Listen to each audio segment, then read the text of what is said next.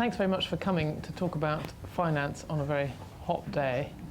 I guess it's a tribute to the credit crunch and particularly to Gillian's standing in this whole saga that you've trooped out and taken your chances with the Frontlines air conditioning. I have to admit that I'm a friend of Gillian's, and I worked with her at the FT when we were both young things. And I have to admit at the time, and I'm sure Gillian knows this, but her just manic desire to get to the bottom of whatever story or subject that she was, or area that she was doing, became known as the Tet Offensive. And we used to, whether it was sort of the trade figures when she was in the economics room, or particularly when she went to Japan, after I left the FT, she was at the Japanese bureau, the bureau in Japan, just as it turned out conveniently for now, she was given a good grounding in serious banking crises by covering the banking crisis there, but she covered it like no one had ever covered it. She actually got to know all the Japanese bankers, and of course it was clear to us in retrospect that she would have shown just this devotion to detail because of her history as someone who's got a doctorate in anthropology, which she was just finishing actually when I knew her at the FT, and she was off in Tajikistan. I can't remember, what was the actual subject of your I was looking doctorate? at Tajik wedding rituals. Tajik wedding rituals, oh that's right. And as she writes in this book, it came in very handy for looking at bankers. Because many of the same rituals, she realised, when she attended their conferences, could be seen in a different guise in the banking community. And it certainly has been fantastic for the FT and for anyone who reads the FT that she does take that kind of approach, and that she stumbled on this particular corner of the financial system, the credit derivatives, when she did, because she was at least one voice who was warning of what was going to happen, and indeed one person I could turn to on the night that when I was at the at Newsnight, and I just returned from New York to doing a piece about the credit crunch. I got a phone call at 8:30 on a particular Thursday telling me that Robert Peston was about to announce that Northern Rock was getting emergency support from the Bank of England, which gave me an hour to work out what we were going to do on Newsnight. I also had a little while to think about what I was going to do with my savings in Northern Rock, but that's another question. But the first thing I did was pick up the phone to Gillian, because I knew that she'd written a story 9 months earlier saying that Northern Rock would be the test, what happened to Northern Rock would be the test of whether this new modern finance actually was safe or whether it was just going to cause immense problems. And she'd singled them out and their business model out long before really anybody else had noticed. So I knew that she was the right person to have at the front of the programme talking to us about it. So Gillian, thanks very much for coming, and thanks very much for writing the book. I guess the first question I should ask really is, how did you end up writing the book, or how did you end up getting to know these characters who provided a sort of structure for explaining the credit crunch to us in such a human way? Well, thank you very much indeed for your very kind words and introduction. And I should say, for my part, one of the reasons why people like me at the FT were scurrying around trying to get to grips with economics was because we were actually quite intimidated by your wonderful economic knowledge. And those of us we'll just sit here complimenting each other while we're here. Those of us who were mere anthropologists were, used to think, goodness me, we didn't feel, quite got to grips with it. But the story of how I wrote this book really starts back in 2004. And I was working on the Lex column of the FT. And for a while I was acting head of the Lex column, and I had to draw up a memo outlining what the subjects were that we thought we on Lex should cover. And Lex is the column on the back page of the first section of the FT that looks at financial and business themes and comments on them. And I started off writing a fairly simple list of the companies we should do. And then I said, well, hang on a sec, imagine that I was an anthropologist who crashed into the City of London for the first time and looked at the financial village and tried to do a sketch map of, who has power, what we're covering it, where the power structures lie, where the financial flows are. And let's try to compare that to what we're doing on Lex. So I sat down and did that, and something hit me between the eyes, which was that back in 2004, most of the media was obsessively covering the equity market or the business media. There was some coverage of foreign exchange, but there was this big debt and derivative sector which was largely uncovered. So although I had no idea that it was about to blow up the world, I just became curious, and I thought this looks like a really interesting, untapped area to explore, so I'd like to go ahead and try and cover it. So I moved across in early 2005 to what was then called the capital markets team of the FT, which was quite a backwater back then. In fact, I was pregnant at the time, and one of my colleagues said to me, well, the great thing about going to the capital markets and writing about debt and derivatives is that nothing ever happens. So you'll get home by 6 o'clock every day. But as I got stuck into it, one of the first things I did was, partly as a result of my sort of anthropological training, was to go out and try and do some field work. So I went out to an investment banking conference down in Nice, where the European Securitization Forum was having one of their annual meetings. And I quickly discovered that these guys always have annual meetings in places like Nice and Barcelona or Boca Raton. They don't go to Hull. Or they didn't used to. This year they actually had their meeting in Edgware Road to try and show the new austerity spirit.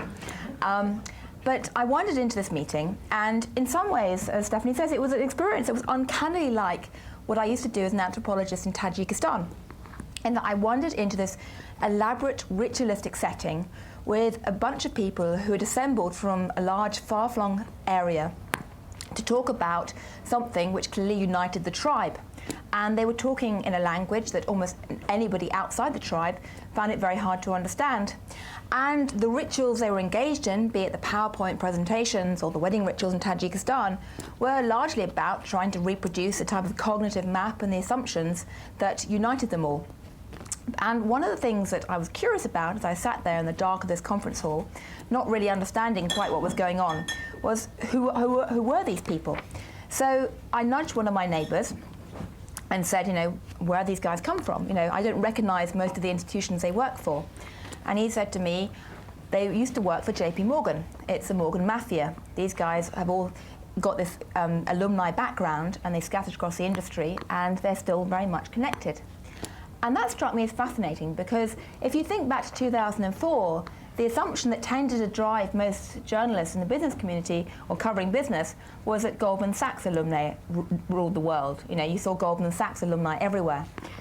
So I started asking questions about JP Morgan and wrote a couple of pieces about the way that they had actually built up a large part of the credit derivatives market back in the 1990s, and the way that that group had developed a lot of the innovations in credit. And then later, after the financial crisis exploded, I was looking around for ways to try and tell the story of the crisis.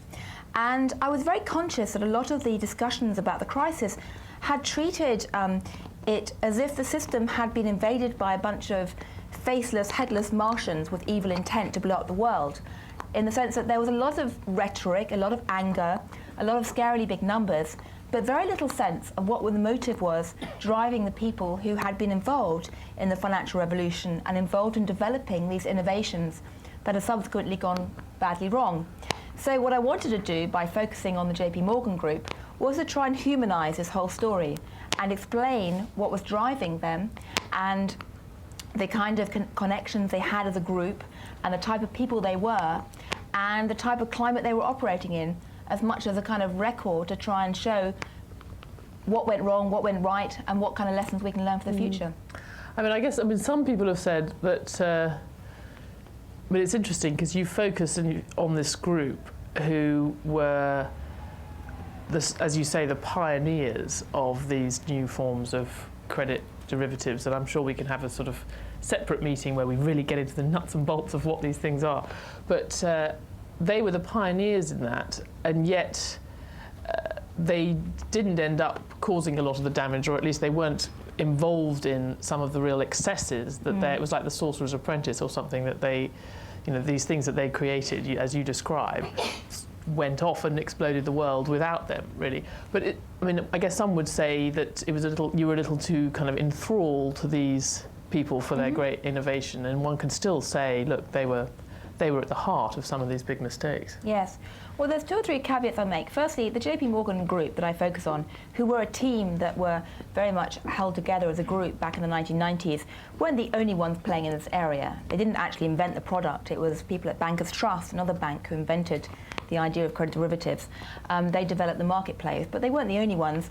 And I wouldn't pretend for a millisecond that credit derivatives were the sole source of the financial crisis. I mean, there were many, many big macroeconomic reasons, many important housing issues. Credit derivatives is one part of the story. But the reason why I wanted to focus on this particular group, this little mini village or tribe, was to try and illustrate quite an important point, which is that when the idea of credit derivatives first cropped up, the people who developed it, the JP Morgan group, did so partly because they were ambitious young bankers who wanted to advance their careers. They were keen to make money for their bank, and they were keen to, get themselves nice bonuses and salaries and things, and they wanted to climb the corporate ladder. But they weren't driven by the type of greed and evil motives that people often tend to associate. And the bitter irony of much of this story is that they thought that credit derivatives were going to be fairly good for the financial system.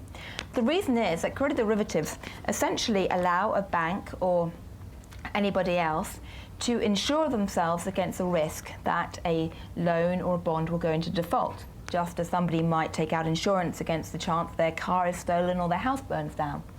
And so when these ideas first popped up in the 1990s, the theory was that it would allow banks to essentially make their portfolios, their businesses, much safer than before. Whereas in the past, the risk that tends to crop up when banks make loans had been concentrated on a bank's books.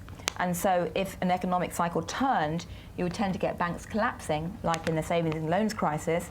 The idea was, the idea that drove much of the credit derivatives development was that if you had products like credit derivatives, on top of other techniques like selling loans between banks or bundling them up into via securitization, that would make banks a lot safer.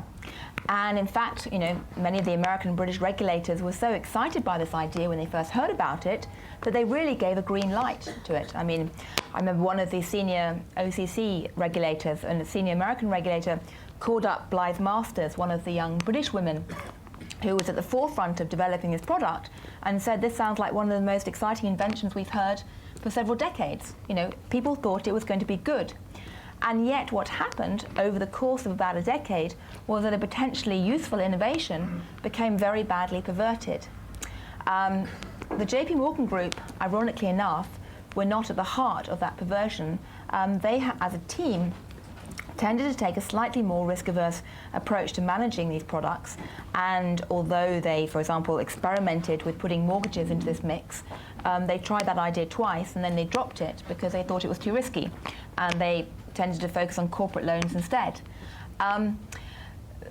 You can argue that they should have seen some of the dangers and the potential abuses that occurred.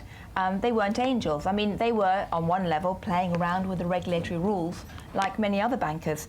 The product that they created that came to be so important in terms of the development of finance, which was known as Bistro, is basically what's called a CDO when you bundle together different types of credit derivatives contracts. It was called Bistro. Its official name was Broad Index Secured Trust Offering. But that name they actually invented afterwards. Its first name was BIS Total Ripoff, referring to the BIS rules. And the idea was that they developed this product partly because they were trying to find ways to get around the rules. But they weren't trying to deliberately arbitrage their bank or get around the internal rules of the bank. And there was some sense of mutual surveillance. It was really in the go-go years of this decade when suddenly the monetary policy was loosened, where the banks became engaged in a ferocious rat race with each other, and they were all under pressure to boost earnings, and where, most importantly of all, you created these monstrously large banks where the senior management had very little idea of what their junior traders were doing, that some of these credit derivative ideas began to be applied to fields like mortgage finance, and the two streams of activity collided with subsequently disastrous results. I mean, one of the things, I've ended up in discussions about this whole issue, people obviously talk about the blame for everything, whether it's people's house price falling or the problems with credit default swaps or anything else. And you end up with a sort of nexus where some people say it's the evil bankers, because they did all this stuff. Others say it's the evil regulators who let them do all this stuff by the deregulation. And others say it was the evil central bankers for giving them all the cheap money where they could do all this stuff they were allowed to do by the regulators. Obviously, the way I've described it, I think there's a lot of blame to go around. But you do talk about in your book the sort of road not travelled, that there was a time when they could have regulated some of these instruments. Do you think that, could they really have prevented this kind of crack up by taking a different road in the early 90s and regulating these things? Well, I'm a believer that actually you can't ever eradicate booms and busts and credit cycles and business cycles, but you can certainly stop them spinning out of control so much. And one of the reasons why the JP Morgan story is interesting is because it does show that it didn't have to be this bad. People didn't have to be quite so stupid. I mean, as I said, some of the JP Morgan guys experimented with putting mortgages into these CDO products in the late 1990s, and they tried it twice and they dropped the idea, partly because they couldn't get the data on the housing market that would show them or give them enough confidence to actually believe the models in terms of assessing the risk. If people had taken that approach towards models and data a few years later, we might not have been quite such a big mess as we were. But the point you make about the regulators is crucial, because at the beginning of the, well, originally in the late 1980s, and then again in the early 1990s, and then again in the late 1990s, there was an attempt on the part of some figures in America, some politicians and some regulators, to say, listen, we have this extraordinary explosion in activity. Maybe the regulators should be more involved in monitoring it and scrutinizing it. Maybe it should be put on central platforms. Maybe, for example, the CFTC, the American regulator, should look at what's happening more carefully. But for the most part, that initiative, that attempt, was battered away very, very strongly by the industry. Now, obviously, the banking industry didn't want regulation, because regulation tends to bring, or tends to cut, the types of profits that banks can make. But one of the most important factors that drove the way the derivatives industry developed was this very strong free market, anti-deregulation set of ideas that came to dominate a lot of the American policy-making machine, and to a large extent the UK policy-making machine over the last decade. And this creed, this theory grew up, which was very important in understanding how this developed. This theory grew up which basically said that free markets are good, and free markets, in a sense, are self-regulating. You have the natural ebb and flow of competition, and that banks have a rational incentive to behave carefully. They probably have more of a rational, they probably are better placed to understand what rational, sensible behavior would be than regulators, because they're actually involved in that. So if you let them self-regulate, if you let them watch themselves and collectively as an industry or through competition try to shape the business, you may have a few swings of the business cycle, but that should be self-correcting. Any excesses should be self-healing. And so when you get innovation, it's more important to have an innovative, dynamic, unfettered system that can bring about good than to have the dead hand of the state trying to control things. And on top of that, there was this very strong belief, just as the early JP Morgan bankers had claimed that credit derivatives would help to make the financial system safer, they came to this very, very strong belief that actually when you had this slicing and dicing of risk, essentially you were making the entire financial system almost shockproof. I had people look me in the eye in early 2007 in Washington and say to me, don't you realize we're in a new era? The extreme credit cycles of the past are something of the past. You know, it's a new paradigm. And I'll sit there and say, well, wasn't that what they said about the internet bubble? I mean, what makes this different? Every time you have a bubble, people say this is the new paradigm. But people would say, well, look back at the first 7 years of this decade. We've had shocks like Enron, we've had shocks like 9/11 and WorldCom, or the GM credit downgrades. Time and time again, banks have absorbed all those blows, and the system has carried on functioning. But was there anything that could have stopped that train? I mean, even now, you know, the Mervyn King, the governor of the Bank of England, has said, you know, you could have all of these new rules and everything else, but sort of history teaches, as you suggest, that you will have these bubbles, and then it will be almost impossible, probably impossible, for regulators or anyone else to stand against it. I mean, he said, you know, if you had really wanted me to stop this happening at a time when actually the government was trying to give more power to the City of London, was complaining that the city was possibly losing ground to New York, you know, imagine politically what that would have involved to stop that train. I mean, do you actually think it could have happened? Do you think anyone would have, I think it would have been very hard. I think there are a number of things that could and should have happened. Inside the banks, I think that the senior bank management should have actually stood up and said, what is happening in the grassroots? Why are we having these bumper profits? They should have given more power to the risk management departments. I mean, banks have a dedicated department which is supposed to control risks. One of the key problems was that inside many banks, the risk managers were essentially powerless and toothless. They had very low status, and they couldn't actually have any clout over the traders. Bank shareholders should have asked hard questions about why on earth it was reasonable to expect banks to keep posting 25% ROEs when the economy is growing at 3 or 4% a year. I mean, it just doesn't add up. Asset managers should have asked how on earth you could have a situation where there were actually more AAA securities being produced than there were actually underlying AAA loans.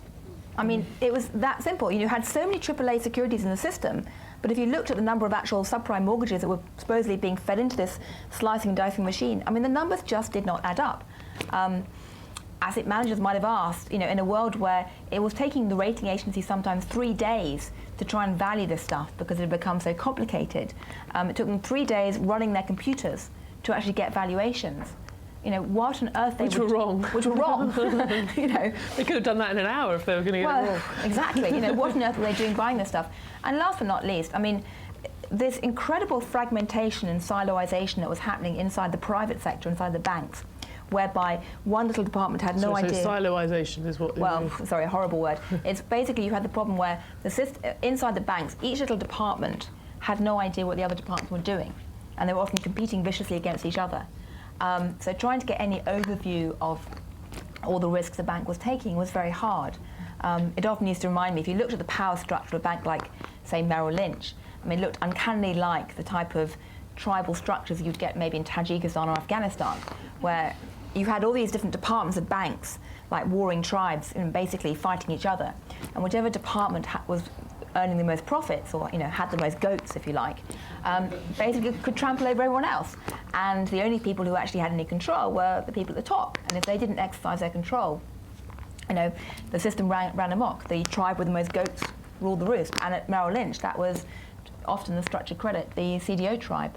That wasn't, but coming back to your point about, didn't need to happen, one of the interesting things was not all the banks were absolutely identical. I mean, ironically, JP Morgan, having originally created these products, it later merged with another bank, Chase, and it had a very unhappy few years. And then a new CEO came in, Jamie Dimon.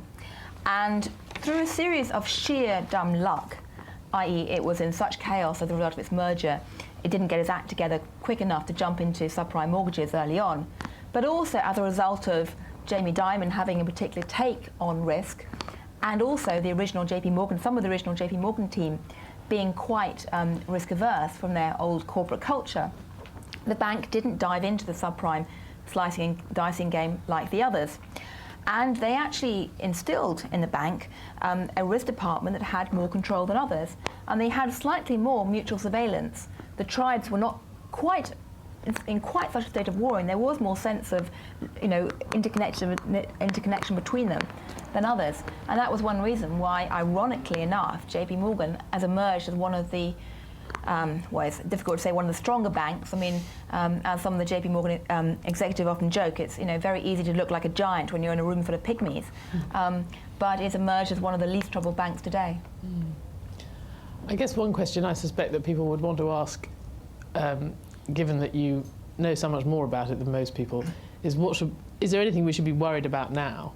I mean, in the next sort of year or so, there's this perception now that everything's out in the open and it's pretty bad, but there are no kind of bombs still ticking, waiting to go off. But then I have this weird memory that that's what people said almost exactly a year ago, when the first phase of the credit crunch had happened, and Bear Stearns had been dealt with in a particular way. But 6 months later, of course, we had Lehman's and things took a whole new turn. I mean, anything we should be staying up at night worrying about? Well, one of the problems is that one of the implications of what's happened in the last 2 years is that people's faith in almost any official pronouncements, be they from banks, regulators, rating agencies, or politicians, that faith has crumbled. And so people are naturally very cynical when everyone says, don't worry, guys, it's all okay now. I mean, the good news is that there is now a tremendous appreciation of what might be called tail risk. That's a statistical term for an awareness that actually sometimes bad things happen. That is a very obvious point, but 3 years ago, the idea of there being tail risk in the world, the idea that bad things, unexpectedly bad things can happen, was nowhere on investors' radar screen. I mean, they kept buying all this stuff, without any concern about what the kind of downside risk could be. So there is at least an awareness of potential probably too much awareness. Probably too much awareness. But the kind of things that worry me is, have all the banks come clean about their problems yet? They've become more clean than they were a year ago. There's still tremendous amount of questioning of some of the valuation, some of the assets. In the UK, it's probably a lot of the muck is out there, but not all of it. In Germany, at the moment, one of the issues, I was in Brussels today, and one of the things that's really concerning people in Brussels right now is the state of German banks, because for the most part they have not, it appears, come clean about their problems. And in America there's still a lot more to come probably, or there's some to come anyway. Commercial real estate is a tremendous source of concern right now. Many of the subprime problems in America are out on the table, but people are worried about that. And then there's all the private equity leveraged buyouts that took place a few years ago, which are going to need to be refinanced soon. That's another source of worry. And last but not least, good old consumer credit, credit cards, things like that. If we are going in for a protracted recession, that's another issue that's going to have to be watched quite carefully. What are these guys, you got to know them quite well. I'm sort of fascinated by what they think happened, as opposed to what we all think happened. As you said at the beginning, people think that there was they were these evil sorcerers who created these things to blow up the world, and they didn't really care because they were making lots of money. You have a more sort of nuanced view of them, but do they think that the system really screwed up and that they should think long and hard about this whole bit of the market, or do they think that this is just a sort of unfortunate incident? Or are they retiring and becoming weavers in the countryside? I'm fascinated to know what they now think. Well, the group of people who I write about have subsequently split up as a team. They hung together, the ones I focus on, as a team during the 1990s, and then when the old JP Morgan merged with Chase, most of them scattered. And they took quite different paths in subsequent years. Some went to work for hedge funds, some went to work for rival banks, some worked as consultants. Out of the group, I think only one that I spoke to saw very clearly the scale of abuses and dangers that had arisen by, say, 2005, 2006, 2007. One of the things that's fascinating about trying to piece together their story is that people look back in retrospect and say, wasn't it clear to banks and bankers just how crazily the whole system was running out of control? And in a general sense, it was clear that actually there was a credit bubble. But the specific details of what individual banks were doing in terms of abusing these products and taking them to crazy lengths weren't actually that clear, because the banks were very, very secretive about what was going on deep inside their trading desks.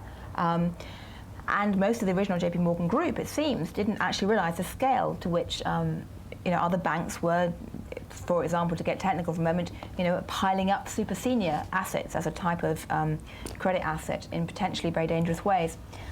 When it became clear what some of the other banks were doing, many of them were absolutely shocked. And the first reaction was to blame the management of the other banks. And then they tended to blame, some of them said, so where were the regulators? Why weren't the regulators there? Which frankly was a bit rich, because in fact they'd spent most of the past decade doing their best to keep the regulators out of the game as far as possible. But there was that natural, cycle of, emotions that happen after a bereavement. I would say that when Lehman Brothers collapsed, the scale of what had been unleashed, began to become clearer. And, several of them recognized that there were some very, very big mistakes made. And, one of the most thoughtful and interesting characters who I tracked was a British woman called Blythe Masters, I mentioned earlier, who frankly has had the courage to act as chairman for a big industry lobby group over in the States. Although she's British, she's spent half her career in London, half in New York. And the point that she makes is that when people like her were busy developing these products in the late 1990s, they did so very much believing in this free market ideal. I mean, they used to talk about, the great advantage of derivatives was that they led to market completion. They made markets more efficient and complete than ever before. But as she would say, and as I quote her in the book, the irony was that in all this time they were talking about market completion, they had this very academic vision of markets, which was really devoid of human beings and devoid of regulatory factors which might distort it all. Facts going back more than a few years. Yeah, effectively, yes. And things like regulatory incentives were treated as noise in their models rather than being the model itself. And as she would say, that was in a sense a great mistake, was that this whole free market ideology was founded on much too of an academic vision. But she also captured the feeling, which I think probably reflects what many people in the financial industry and outside now feel, that it's one thing to knock away the old free market deregulation ideals. The big question now is what on earth is going to replace it? And they, like anyone else, are searching for a new paradigm. Going back to your sort of... But I would say that's not true of everybody. I mean, some people, another character I follow in the book is Tim Frost, who again is another Brit, who is involved in the hedge fund just down the road. And he is somebody who has always come from a much more, Thatcherite. He's a real child of Thatcher. He really believed in a lot of the Thatcherite ideals. He really strongly believes in free market credentials. And I think that someone like him would argue that, in fact, what's happened was a tragic aberration, but doesn't actually remove the need to have free market competition. Do you think, given that everyone would now sort of laughs when you hear something like that, or not? From your cultural perspective, I've heard you say before that you thought that a lot of the mystique around the financial system and around bankers had been stripped away by this crisis, some would say quite rightly. Do you think that is a permanent change, or do you think actually we're going to go back surprisingly quickly to sort of trusting these hallowed people in the city or Canary Wharf or New York, wherever they are, and giving them a lot of money? I desperately hope we don't. As you say, something which has been has struck me for a long time, and which one of the things that struck me as long ago as 2004 when I first decided to move into this area, was the situation of what an economist would call extreme information asymmetry. The fact of the matter is that the way that money goes around the world, the way the credit market works, affects all of us indirectly. And yet, during the days of the boom, most of the population was very happy, most politicians and regulators, to have a situation where only 0.001% of the public had any, or the population had any idea how the credit machine worked. The analogy I sometimes use is one where, like a medieval church, where you had the bankers who were actually doing all this complicated slicing and dicing stuff. They were like the medieval priests who spoke financial Latin, and they were up next to the altar speaking financial Latin, and everyone else was sitting in the church without the foggiest idea what was going on in the service. But they were just sitting dumbly in the aisles, and they were kind of happy to do that because guess what? They were getting cheap mortgages. The situation served the financial priests very well, because if no one else understood financial Latin, guess what? They could make fat profits. And so the situation continued. Going forward, I would argue that it's beholden on the financial industry to make their operations dramatically more transparent, but it's equally beholden on the rest of society, be that politicians, regulators, or even ordinary punters, to ask hard questions about how finance is being run. The questions that are being thankfully asked to a certain degree now should have been asked 3 or 4 years ago. And equally, bankers should realise that they can't retreat to a little kind of corner and just do their operations free from scrutiny or free from any connectivity with the rest of society. I remember being yanked in to see a senior banker in the spring of 2007 who was very cross about some of the stuff I was writing about the structured credit world. And he said to me, "Why do you keep writing that structured credit is so murky and opaque? It's not murky and opaque. Anyone can get the information they want off a Bloomberg screen." And I said, well, that's great, but what about the 99.9% of the population that don't have Bloomberg screens? What are they supposed to do? And there was like a 10-second pause, and it was very clear to me that he was thinking, you mean there are people out there who don't have Bloomberg? And we're supposed to care about them? But there was that kind of mentality where sort of bankers became like, philosophers in Plato's cave, where they could see shadows of reality flickering on the walls of their computer screen, but they were so detached that they didn't realize the implications of what they were doing. And vice versa, the rest of the congregation was sitting there dumbly, letting them do that.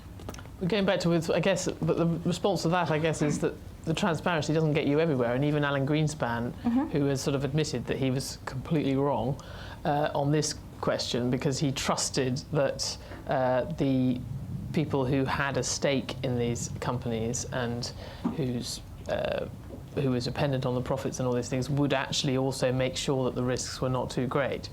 And he said, you can make it completely transparent, but with this kind of innovation, the complexity means transparency doesn't get you very far. I mean, having 150 pages explaining a derivative or something that it takes 3 days to work out what the value is, it doesn't really matter how transparent it is, because people still aren't going to understand the underlying risks. I mean, is that where you get into, I mean, do you think as a result of this that we basically should be trying to stop financial innovation? I mean, obviously that's what I'd say two things, yeah.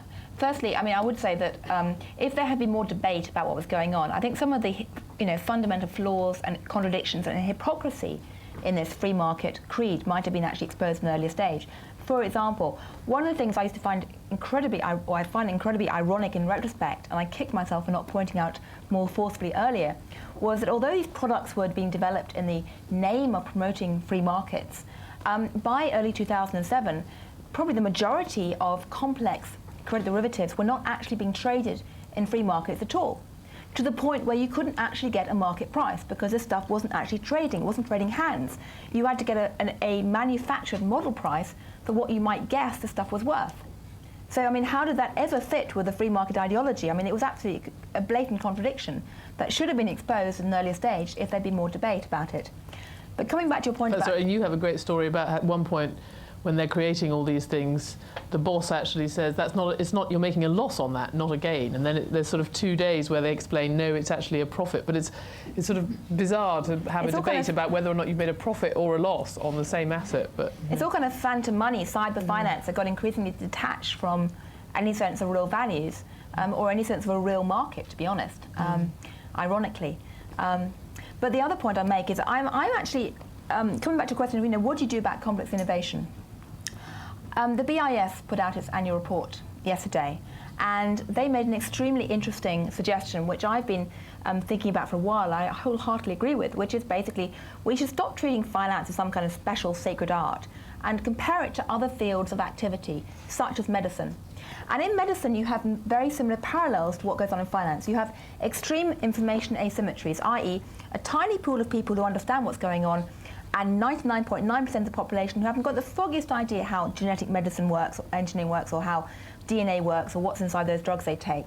And yet medicine is something... And they don't need to at some level. Well, medicine is something which affects all of us.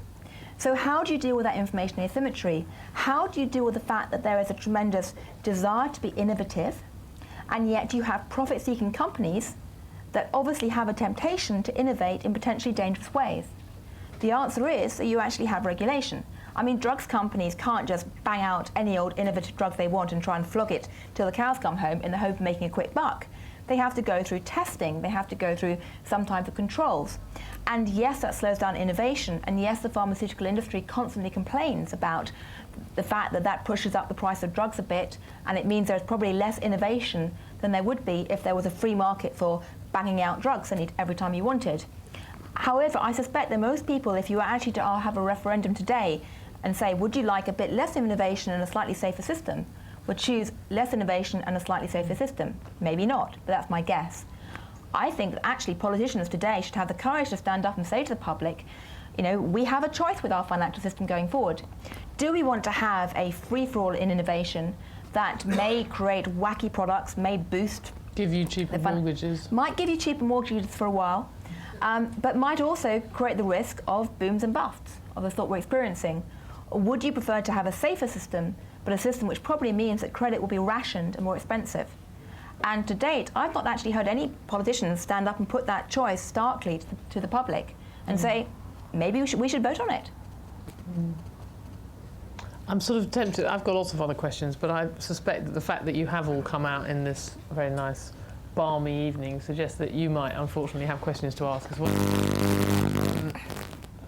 So I think it might be... Thank you. It's probably a good moment to go to the audience and see what questions we have for Gillian. Yeah, the gentleman here. Do they need to bring mics around? Yeah. Is that all from turning it on? Right, okay.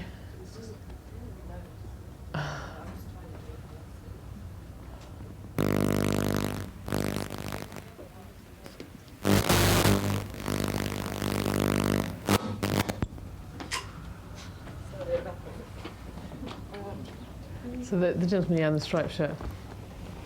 Yeah, thank you.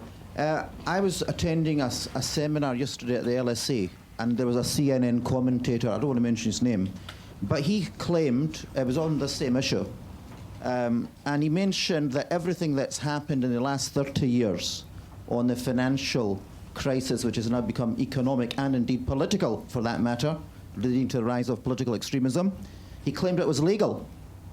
Now, and he's a media commentator. Now, are the media in CNN, right, specifically? Legal, did you say? Pardon? Legal. Yeah, he said. No, I'm just quoting what he said. You know, an authority in the mainstream media. He claimed at the LSE everything that happened, you know, by the established financial establishment was legal. So, I mean, there is a responsibility. This is my point, by those in the media profession to promote truth as opposed to deceit.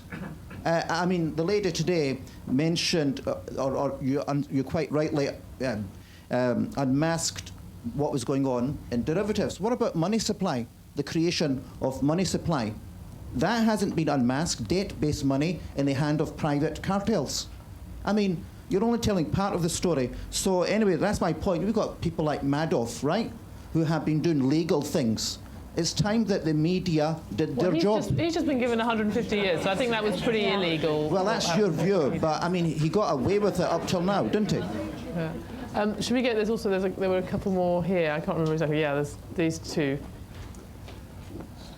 You just touched on possible solutions. Do you believe in kind of re-invoking Glass-Steagall and separating out consumer banking and letting investment banks let rip on their own, separate, without the capital risk to normal consumer and commercial lending? It's obviously quite a hotly debated. I don't know. Can everyone hear that? Is it? Yeah. I mean, it's a big issue also in the UK government, obviously, because Mervyn King has been more fond of this idea than others in the government, or than people in the government. I have a lot of sympathy for that idea. But my thoughts aren't fixed in stone, and I'm still trying to work out the implications of it. I can see, as Adair Turner has pointed out from the FSA, that in a world of securitization, if we restart the securitization machine, the business of taking loans and turning them into bonds, the idea of trying to separate out lending, narrow banking, from the capital markets becomes a bit more complicated. But at the same time, there is this fundamental tension in banking, which is that finance has a utility function. It's like water, electricity. It's something which has a social good. And yet we have profit-seeking companies who are trying to make a quick buck in every sense. And the question of how you manage that tension is very profound, and it's dogged finance for decades, if not centuries. I personally think that banks are too big. I have a lot of sympathy for the idea of trying to break them up and somehow, not simply because they're too big to fail at the moment, and that's creating moral hazard, particularly in a world where the government appears to be... Because they know that they're going to get bailed out because they're too big. And because there is currently no mechanism in place to wind down a big bank quickly across borders. But they're too big to manage. I mean, these behemoths have become so bureaucratic, so complex, that people can't really understand, all the bits of it. I'm also a great fan of having risk-taking institutions. I mean, be it an investment bank or a hedge fund, which is trying to take risks, to operate with some kind of partnership ethos, only because there seems to be one way to try and get the type of mutual surveillance and mutual responsibility between different departments that you need if you're going to go and take risks. So I'm not necessarily wedded to return of Glass-Steagall, but I do think there needs to be a way of both breaking up the very biggest banks and also trying to preserve a utility function, even at a time when parts of the system are trying to run themselves as profit-seeking enterprises.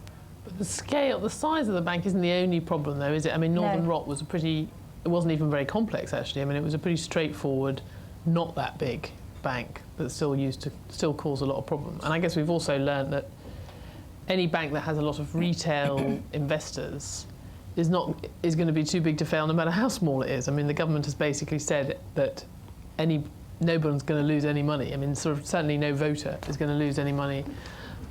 So, that is it's only a piece of the problem, isn't it? I mean, it's quite, yeah. So. Yeah, thanks for a very interesting talk. You actually touched right at the end on a question I wanted to raise about the comparison to the pharma industry, because clearly that's another industry which does all the innovation, and through the use of intellectual property and therefore patents, it sets aside regulation, which means you have to prove yourself before you can go to market, and a protection for a number of years on that investment. So do you think there's some things that financial services can learn in that space? Because clearly just by bringing in regulation on its own doesn't answer the question of the cost to sort of invent and the cost for things to go wrong. So there needs to be that balance. I do. I mean, one of the interesting, slightly geeky points, but one of the interesting points about the way that innovation has developed in finance in the last couple of decades is that because there is no patent in finance, what tends to happen is whenever a bank dreams up some idea, they know that they only have a fairly short window when they can actually exploit the benefits of being first mover. So they kind of have an inbuilt advantage to kind of basically go for broke as fast as they can. The idea of basically saying, listen, we've had this brilliant idea, let's not try and start trading credit derivatives until we have a fully fledged back office up and running that can handle this. I mean, that's just not going to happen because people are worried the idea is going to leak out. So you basically just jump in and go for it as fast as you can. And then inevitably you get lots and lots of people copying it. So the margins tend to collapse. And so there is a tremendous incentive to quickly look for another quick new idea and then to try and push the envelope on that as well.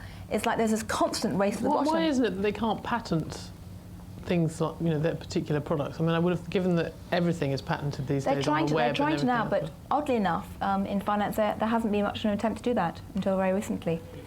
And business processes. Is that the thing as a rule? Yeah.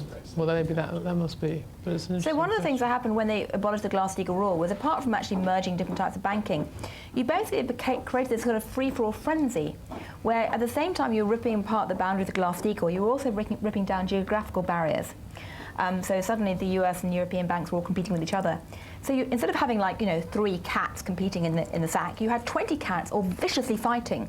And every single little competitive edge they can get, they were all going to exploit. And you had this thing called Goldman envy take over the system, whereby people looked at the type of profits that Goldman Sachs was earning and the very large ROEs, which were really occurring partly because of the use of a lot of leverage, and they were taking big, bold trading bets. And whereas in the past, people might have thought, well, hey, Goldman's a special weird case, just let them get on with it. Suddenly, every single bank in Europe and in the US felt they had to try and replicate those type of results. And the only way they could replicate it was by basically pushing innovation as far as they could, and by, going for broke and taking a lot of risks. Well, there's a woman right at the back, the blonde woman here. Hi, Rosie Watters. I'm a journalist, and I also teach journalism, investigative journalism at City University. It's fabulous work that you've done. What I'd like to ask is, in the context that you as a specialist journalist in the finance field, really kind of you were a geek, anorak, scaremonger, other financial journalists did not seem to pick up what you did. If I ask a coherent question, what advice would you have for young, numerate student journalists going out into the world now as journalists? How should they look at this world? How should they try to get stories published? What do they have to do? What should they be doing? retraining, given what's going on in the journalism industry? No. Positive. Surviving a journalist's salary. Yeah.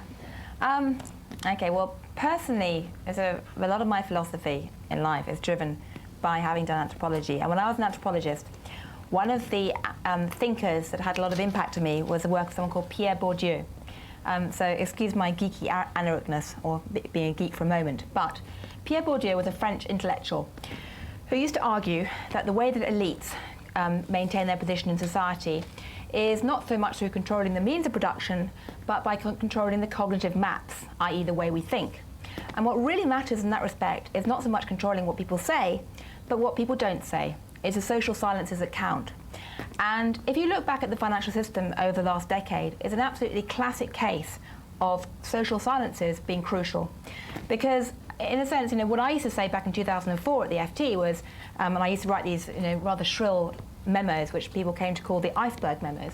The financial system was like an iceberg in that you had commoditized coverage, you had excessive coverage of, say, the equity markets, of foreign exchange, of some parts of the system, and this whole swathe of stuff happening in the city which was completely uncovered. And that was a situation that suited the elites, the bankers, just fine. I'm not saying it was a plot on their part, although some of them weren't very keen to talk about this kind of stuff, because guess what? Opacity makes fat margins. But it was just a kind of pattern that suited everyone just fine. And I passionately believe, as a journalist, that one of the roles that we have to do is to try and pierce the social silences, and to constantly keep asking ourselves not merely what are the questions we're covering and we're trying to communicate to people, but what are the questions we're not covering. And that really matters right now, because I'd say my one last bit of evangelical creed, because I do feel this very strongly. As innovation in the modern world has sped up, we're faced with growing cases of information asymmetries, i.e. there are all these pockets of modern society which are incredibly complex and which only specialists can understand, and yet they actually have the potential to impact all of us. So the challenge is, how on earth do you manage to cope with areas of tremendous specialization, but also have journalists who can actually see the big picture and put it all together? Because if you just leave the areas of specialization in the hands of specialists, then we blow ourselves up. We've blown ourselves up in finance, but that same kind of pattern applies to medicine, environment, so many other fields too.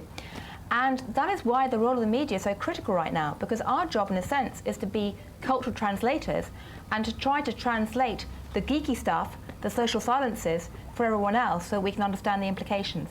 Okay, end of sermon.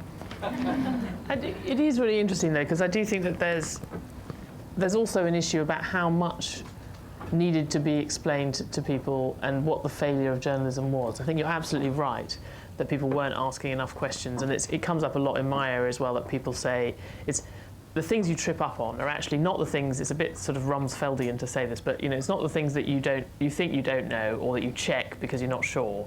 It's the things that just pass notice that you're just you're confident in, that you don't need to check, that always turn out to be completely wrong, and no one's ever bothered to check. So that's the other thing is that just always they should be looking for the things that that other people don't look at. But I think that also leading into this, it wasn't that the average person buying a mortgage needed to understand bistro or civs or CDOs, CDSs, any of these things. I think some of the journalistic failure was just not getting across the idea that we were heading for a fall. That these guys were really kind of taking a lot of risks, and this could not last, and it would not last. And I sort of feel, whether it's a property market or anything else, there was that sort of broader failure. I'm not sure that people on the 10 o'clock news or even the readers of the FT needed to know the absolute details of some of this stuff. But they did need to know that there were some really big problems building up. I don't know how you balance, as you say, how do you balance the specialist knowledge with the sort of general message? It's fantastically hard. I mean, as a journalist, you do your best, knowing that on many days you will probably fail to do what you should be doing. I used to tell my team, over and over again that, we probably on a good day get 20% of the truth. I mean, what keeps me going is the fact I think that most of my, I think many other papers are probably getting 5% of the truth on this particular, I mean, I have to say that, obviously, but, but I mean it. I never kid myself for a minute that I actually fully understand what was going on. I mean, and, we made mistakes too. I'll never forget, I went to a conference in June 2007, which was about slicing and dicing debt. And that one took place in Barcelona. And it was absolutely champagne soaked. And the bankers had created an amateur voluntary rock band called Deleverage. So they thought it was funny. But I mean, they really did think it was funny. But on the way out of that conference, I passed a stall where there was a whole bunch of marketing literature about something called a structured investment vehicle, and a new breed of structured investment vehicle called a Civ Light, which was basically a kind of type of investment vehicle that was buying up all this slice and dice debt. And I picked it up and thought, gosh, we've not written anything about this at the FT. Here's yet more alphabet soup, yet more weird, geeky stuff. This looks kind of interesting. We ought to do something about it. And then I thought, well, I don't know. So I almost chucked all the material in the bin because I thought it's just too geeky to worry about. And then I was delayed at Barcelona airport, so I actually sat down and read the stuff before I chucked it in the bin. And I called up one of my colleagues who went, oh no, not more alphabet soup. I'll write something about it in August when things are quiet. And then we kind of said, oh yeah, I suppose we ought to do something. But we didn't realise that actually, if you looked at the material, these sieves were enormous. And of course, 2 months later, having really only on our part written a tiny bit about it, sieves were suddenly at the beginning of blowing up the world, or blowing up the financial system. So, you know, we all have to continually remind ourselves to question... We have to live with that. To question the seemingly boring bits of the world around us, you know. A couple more, we haven't got... Oh, yeah. As a journalist, did you ever have a eureka moment and think, oh my God, this is just going to be so terrible and awful? And did you go to your editor and say, we've got to do something really big about this? And what, if you did, what was the response? Well, the answer is that, you know, no, I didn't have a single eureka moment. I had a moment when I was getting in autumn of 2005, I was getting very concerned about what was going on, you know, way before all of this hit the radar. And I went off maternity leave, and I told my colleagues I thought I was going to miss a crash, because it seemed to me self-evident that there was going to be a crash, because the bubble seemed crazy to me. And I thought in the 6 months I'm off, you know, I'll miss it. And I came back, and the bubble was even bigger. And so I spent 6 months thinking, I clearly haven't understood anything at all. You know, the bankers are right, you know, everything's fine, I'm wrong. And then in the autumn, I began to get concerned again. 2006. 2006. Yeah. And then I got a lot of, what used to happen was the bankers by and large weren't prepared to go on the record saying how crazy things were getting. But they sometimes talk about it off the record, and I started to get a lot of anonymous emails.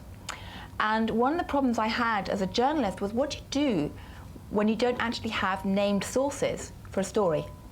Because, you know, my problem in late 2006 was I was really worried about what was happening. And yet, it was very hard to get facts and figures, and very hard to get people to talk out. And you can't really base an entire story on anonymous emails. So I used to use it for columns. And in fact, I used to quote them in columns to try and capture the mood. But lastly, I mean, one of the small eureka moments I did actually have very quickly was I went to an awards dinner in January 2007 when they were handing out the prizes to the investment banks. Yeah. Were you there as well? No, I just remember you writing about it. It was yeah, well, they were handing out, you know, prizes. There were lots and lots of white-teethed American bankers, you know, best investment bank of the year, Goldman Sachs, everything. And then they said, and most innovative corporate borrower, Northern Rock. And trotted up onto the stage, these guys from Northern Rock. And what really struck me was that they just looked so out of place amongst all these white-teethed American bankers, because they weren't, you know, these kind of slick Wall Street types. And it really reminded me of what I used to see in Japan a decade earlier, when you saw all these, you know, regional Japanese banks who were just such obvious kind of, you know, targets and victims for all these slicing and dicing agents. And I just suddenly thought, looks familiar, ought to look into it. And she wrote the piece that I was talking about earlier, because it began with your description of the award ceremony. We'll have to take a few together, and then we'll have to wind it up. But the guy here, and then the woman at the back as well. Do you think any of this would have been different if Al Gore had been let's say appointed Paul Krugman as governor of the The woman at the back.